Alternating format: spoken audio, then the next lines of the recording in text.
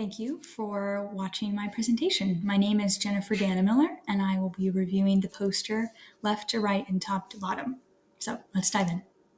The title of my project was called Daily Journaling, a Jumpstart to Learning Poetry. So writing poetry is notoriously difficult to do. It's also difficult to teach, despite its essential role in literacy development. Now, it's emotionally charged and it's deep in nature.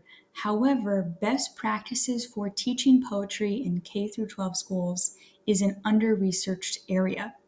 Now, some surrounding literature on creative writing as a genre suggests that providing students with time and space to reflect emotionally might be the answer. Now, beyond just rote practice, several educators and researchers have discovered the benefit of allowing students to construct their own knowledge through various avenues, reflective journaling being one of them. Now, reflective journaling allows students that time and that space to ruminate on complex emotions and develop meaningful ideas. This is a time for them to draw on past experiences, past emotions, collaborate, co-construct with peers. And so my study, the purpose of it was to assess whether reflective journaling has a significant impact on students' ability to write poetry using a control and an experimental group. Now, my hypothesis was that reflective journaling would significantly impact student writing. So let's jump into how I conducted the study. So two groups were studied, like I said, a control and experimental. Participants were asked to write an original poem 4 separate times. The first and last submission is considered the pre and post test. The other poetry submissions were scored and included as extra data. These are known as the checkpoints.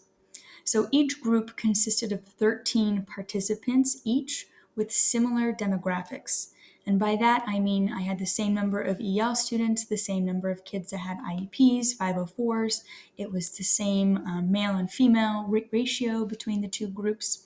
I wanted to guarantee that the demographics were not the ones that were affecting the scores at the end of the day. I really wanted to protect the authenticity of the study. Both groups received just basic poetry instruction. The experimental group, however, participated in reflective journaling. So journals occurred roughly 2 to 3 times a week.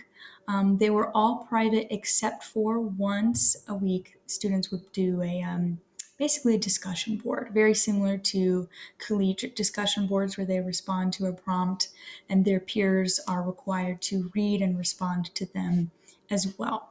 That provided that space to co-construct rather than just self-reflect constantly. So a lot of research said that a blend was very healthy.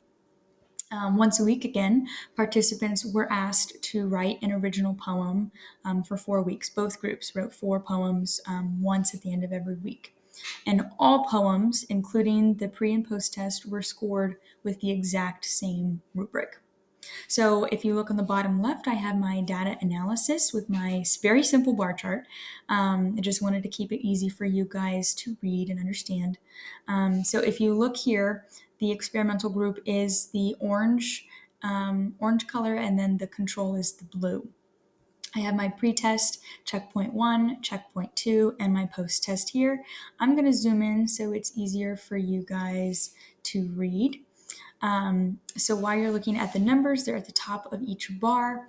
I wanted to walk you through some of the data that I found interesting.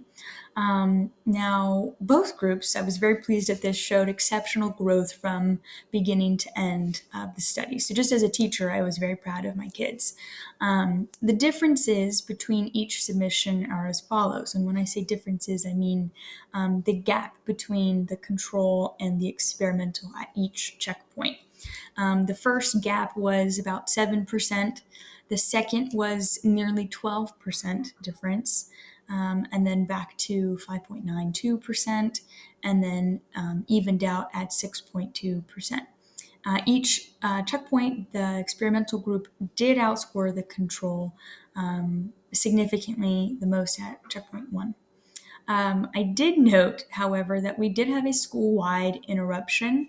Our district does NWEA tests, which is an assessment to gauge a student's Lexile score.